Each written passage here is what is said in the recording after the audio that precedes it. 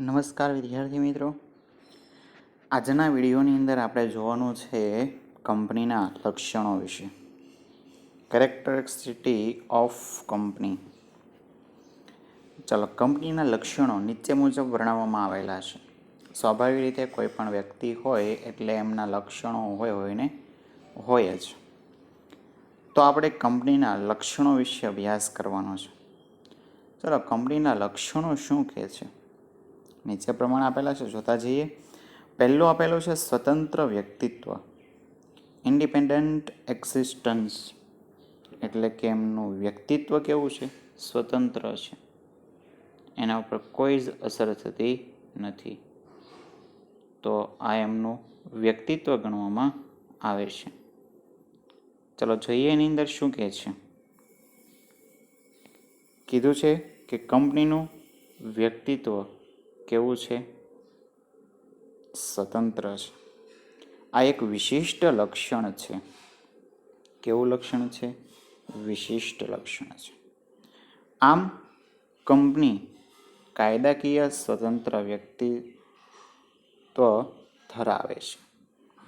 કેવું વ્યક્તિત્વ ધરાવે છે? કાયદાકીય સ્વતંત્ર વ્યક્તિત્વ. એટલે આનો આધાર કોઈના ઉપર રહેલો છે નહીં.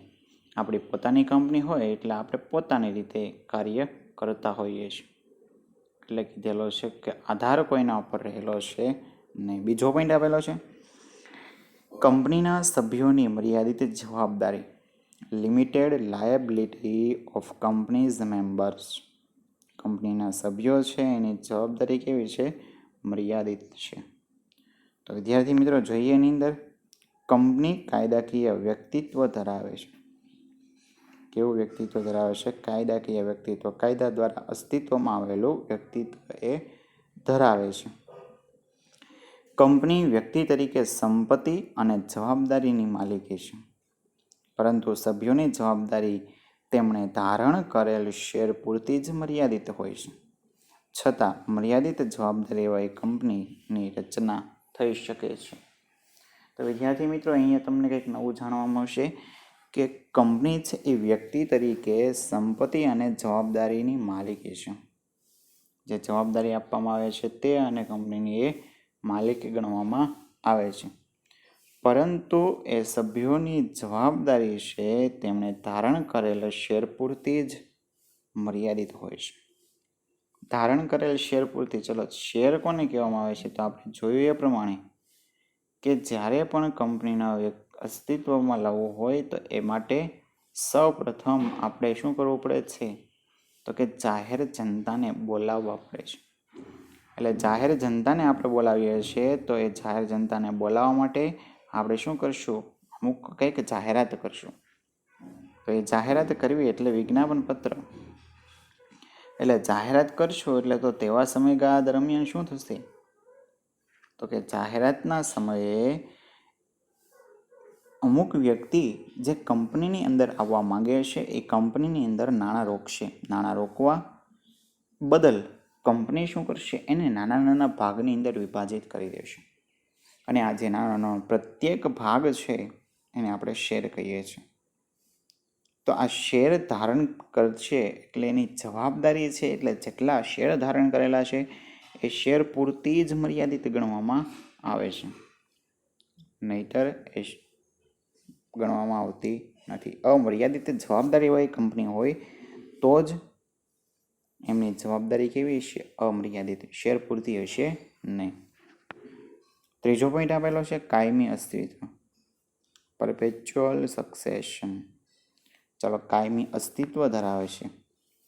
કંપની કૃત્રિમ વ્યક્તિત્વ ધરાવતી વ્યક્તિ છે અને તે કાયમી અસ્તિત્વ ધરાવે છે. તો વિદ્યાર્થી મિત્રો, કંપની કૃત્રિમ વ્યક્તિત્વ ધરાવતી વ્યક્તિ છે અને કાયમી અસ્તિત્વ પણ ધરાવે છે.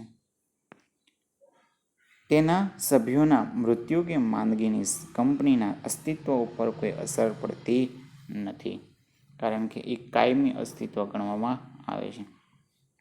એટલે એમના કાયમી અસ્તિત્વ ઉપર અસર પડતી નથી. ચોથો પોઈન્ટ આપેલો છે અલગ મિલકત, સેપરેટ પ્રોપર્ટી. ચલો અલગ મિલકત આપણે વાત કરીએ, એની અંદર વાત કરીએ તો કે શું આવશે? કંપની એક અલગ વ્યક્તિ હોવાને કારણે તે પોતાના નામે મિલકત ખરીદી શકે છે અને વેચી પણ શકે છે. તો વિદ્યાર્થી મિત્રો, આ જે કંપની છે એ એક અલગ મિલકત ગણવામાં આવે છે. તે કાયમી અસ્તિત્વ પણ ધરાવે છે, કૃત્રિમ વ્યક્તિત્વ છે, કાયદાકીય અસ્તિત્વ ધરાવે છે. એટલા માટે એ કંપનીના નામે તમે કોઈ પણ મિલકત ખરીદી શકો છો અને વેચી પણ શકો છો. આગળનો પોઈન્ટ, કોઈ પણ શેર હોલ્ડર કંપનીની મિલકત ઉપર કોઈ અધિકાર રાખતી નથી. કોઈ પણ શેર હોલ્ડરની વાત કરો, એ કંપનીની મિલકત ઉપર કોઈ અધિકાર છે નહીં. 5મો પોઈન્ટ, શેરોનું હસ્તાંતર. Transferability of share. Transferability of share એટલે કે શેરોનું હસ્તાંતરણ. નિયમન પત્રમાં જણાવેલ નિયમો અનુસાર કંપનીના શેરની ફેરબદલી થઈ શકે છે. ચલો જુઓ, શેરોનું હસ્તાંતરની વાત કરીએ, શેરોની ફેરબદલી. નિયમન પત્ર એટલે કે કંપની ધારાના નિયમો પ્લસ કંપનીના પોતાના નિયમો છે, અને જે પત્રક તૈયાર કર્યું છે એને આપણે નિયમન પત્ર તરીકે ઓળખીએ છીએ. તો વિદ્યાર્થી મિત્રો, નિયમન પત્રની અંદર જે નિયમો જણાવેલા છે એ નિયમો અનુસાર કંપનીના શેરની ફેરબદલી થઈ શકે છે. એ નિયમન પત્રની અંદર જોગવાઈ કરેલી છે, એટલા માટે કંપનીના શેરની ફેરબદલી થઈ શકે છે. પરંતુ કંપની ધારાની જોગવાઈ પ્રમાણે જો આપણે જોઈએ તો શેરની ફેરબદલી ક્યારે પણ થઈ શકે નહીં. અહીંયા તો વાત કરી છે કે નિયમન પત્ર અનુસાર કીધું છે, એટલે નિયમન પત્ર અનુસાર કીધું એટલે શેરની ફેરબદલી થઈ શકે છે. 6થો પોઈન્ટ આપેલો છે, કંપની દાવો કરી શકે અને કંપની પર દાવો થઈ શકે છે. Capacity of the company to sue and be sued. Company દાવો કરી શકે છે, કંઈ પણ ભૂલ દેખાય એટલે કંપની આપણા ઉપર દાવો લગાડી શકે છે. તો આપણે પણ કંપની ઉપર દાવો કરી શકીએ છીએ, કારણ કે કંપની કાયદાકીય અસ્તિત્વ ધરાવે છે, કાયદા પ્રમાણે ચાલે છે. જુઓ, જો ન ચાલતી હોય તો આપણે પણ એના ઉપર દાવો લગાડી શકીએ છીએ. કંપની કાયદાની નજરમાં એક કાયદાકીય વ્યક્તિ હોવાને કારણે તે કોઈની પણ સામે કાયદાકીય પગલાં લઈ શકે છે. કોઈ પણ વ્યક્તિની સામે એ કાયદાકીય પગલાં લઈ શકે છે. તો વિદ્યાર્થી મિત્રો, વિડીયો ગમે તો લાઈક, ચેનલને સબસ્ક્રાઈબ કરજો. જરૂર ને જરૂર તમારા માટે કામની વસ્તુ છે. તેવી જ રીતે કોઈ પણ ત્રાહિત વ્યક્તિ કંપનીના કરાર ભંગ કે અન્ય કારણસર કંપની સામે દાવો કરી શકે છે. ત્રાહિત વ્યક્તિની કંપનીના કરાર ભંગ કરેલો હોય તો તેવા સમયગાળા દરમિયાન એ કંપની ઉપર દાવો કરી શકે છે. તો વિદ્યાર્થી મિત્રો, આ રીતના આપણે એક વ્યક્તિ પર દાવો કરી શકીએ છીએ અને એક કંપની આપણા ઉપર પણ દાવો કરી શકે છે. તો અહીંયા વાત કરી તો કે આપણે ખાસ બાબતોને ધ્યાનમાં લેવી પડશે, અને કંપની આપણા ઉપર દાવો કરી શકે છે તો આપણે પણ કંપની ઉપર દાવો કરી શકીએ છીએ. વ્યાવસાયિક સંચાલન, પ્રોફેશનલ મેનેજમેન્ટ. ચલો પ્રોફેશનલ મેનેજમેન્ટની અંદર વાત કરીએ. કોર્પોરેટ ક્ષેત્રે વ્યાવસાયિક મેનેજરો આકર્ષવાની ક્ષમતા ધરાવે છે. કોર્પોરેટ ક્ષેત્રે એટલે જે વ્યવસાયિક ક્ષેત્રે છે એમાં જે મેનેજરો છે એ મેનેજરોને આકર્ષવાની ક્ષમતા કોણ ધરાવે છે? કંપની. કારણ કે તમે જુઓ, માર્કેટની અંદર તમે જાઓ, ફોર એક્ઝામ્પલ તરીકે વાત થાય છે, બજારની અંદર તમે રસ્તા ઉપર ગમે ત્યાં જાઓ છો, એ મોટી શોપ જોવા મળે છે તો ત્યાં ઓફર મારેલી હોય છે. આ ઓફર મારવાનું કારણ શું? તો કે ગ્રાહકો આકર્ષાય. ગ્રાહકો આકર્ષાય એટલે આપણી કંપનીનો વ્યાપ વધે, એટલા માટે એ શું કરે છે? ઓફરો બહાર પાડે છે. એટલે ઓફર બહાર પાડે છે તો તેવા સમયગાળા દરમિયાન વ્યક્તિ આકર્ષાય છે. તો એવી રીતના અહીંયા વ્યાવસાયિક મેનેજરો આકર્ષવાની ક્ષમતા પણ કોણ ધરાવે છે? આ કંપની ધરાવે છે. વ્યાવસાયિક મેનેજરો કાર્યદક્ષ અને ગતિશીલ હોય છે, જે કંપનીને પ્રગતિના શિખરે લઈ જઈ શકે છે. વ્યાવસાયિક મેનેજરો કાર્યદક્ષ અને ગતિશીલ હોય છે, જે શું કરે છે? કંપનીને પ્રગતિના શિખર સુધી લઈ જાય છે. ક્યાં સુધી લઈ જાય છે? કંપનીના શિખર સુધી. 8મો પોઈન્ટ આવેલો છે નાણાકીય વ્યવસ્થા, ફાઇનાન્સીસ.